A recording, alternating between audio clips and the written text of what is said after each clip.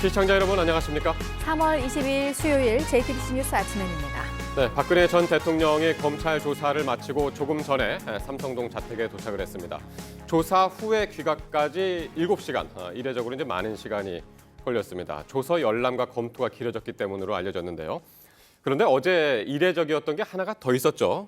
피의자 박 전 대통령에 대한 검찰의 예우가 그랬습니다.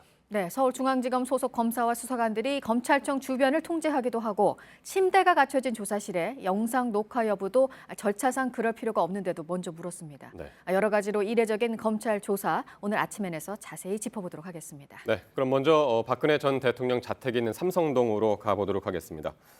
어제 오전 9시 반에 이제 서울중앙지검에 박근혜 전 대통령 도착을 했었고요. 검찰 출석 21시간을 넘긴 오늘 아침 6시 55분에야 검찰 청사를 나와서 삼성동 자택으로 돌아갔습니다.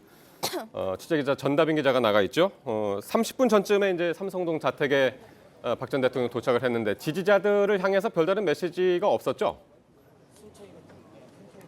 네, 그렇습니다. 박근혜 대통령은 별다른 메시지를 남기지 않았습니다. 그저 가벼운 미소를 띠고 그리고 몇 번 목례를 한 뒤에 자택으로 들어갔습니다. 그래서 오늘 아침 7시 6분쯤 이곳 삼성동 자택에 도착을 한 건데요. 서초동 중앙지검에서 떠난 지 11분 만입니다. 밤새 박 전 대통령을 기다린 지지자 수십 명이 태극기를 흔들면서 박 전 대통령을 맞이했습니다.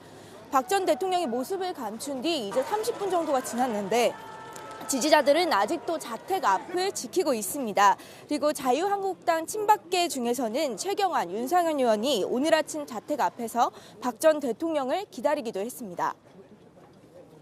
네, 박근혜 전 대통령은 청사를 나오면서도 아무런 입장도 또 밝히지 않았습니다. 네, 그렇습니다. 기자들이 몇 가지 질문을 던졌지만 곧바로 차량에 올라탔습니다. 그 검찰 청사로 들어온 지 21시간 만에 다시 모습을 드러냈지만 아무 말도 하지 않고 떠난 건데요. 박 전 대통령이 검찰 조사를 마친 시각은 어젯밤 11시 40분입니다.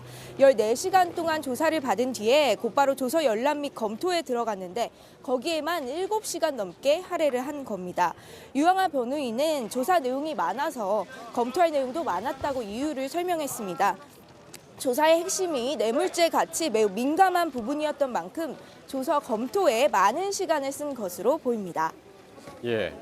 지금 얘기대로 이제 21시간이 넘어서 22시간 정도 돼서 이제 집으로 다시 돌아왔는데 실질적으로 이제 검찰 조사 시간은 한 14시간 정도로 이제 알려졌었습니다. 이번 조사에서 어떻게 임했는지도 전해지는 게 있습니까? 네, 박 전 대통령은 진술 거부권을 사용하지 않은 채 답변을 비교적 충실히 한 것으로 알려졌습니다. 하지만 대부분의 혐의에 대해서는 인정하지 않은 것으로 전해집니다. 특히 뇌물죄와 관련해서는 사익을 챙기지 않았다, 기존 입장을 유지했다고 합니다. 지금까지 삼성동에서 전해드렸습니다.